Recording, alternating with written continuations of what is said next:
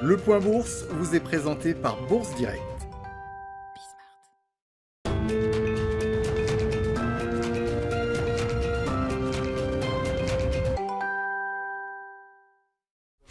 Bonjour à tous, tendance hésitante mais dans le vert pour le moment ce matin à la Bourse de Paris après le recul hier soir.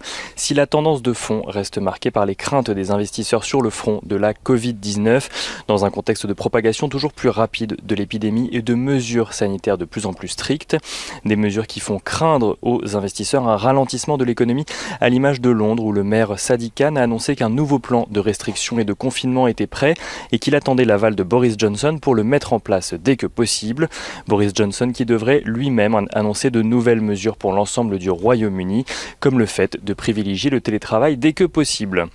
Sur le front des craintes des investisseurs, l'empressement de Donald Trump à vouloir nommer un ou une successeur à Ruth Bader Ginsburg est également présent.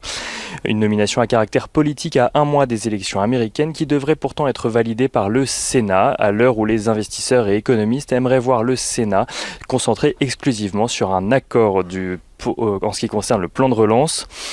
Jérôme Powell doit également s'exprimer aujourd'hui. Il sera auditionné par la Commission des services financiers de la Chambre des représentants. Il devra notamment commenter la réponse apportée par la Fed à la crise sanitaire.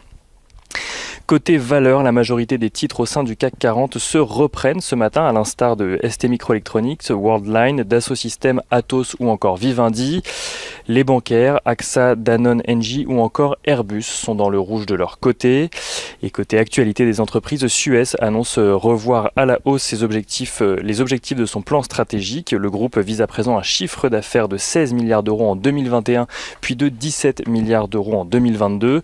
Suez qui s'est d'ailleurs engagé à verser au moins 1 milliard d'euros à ses actionnaires.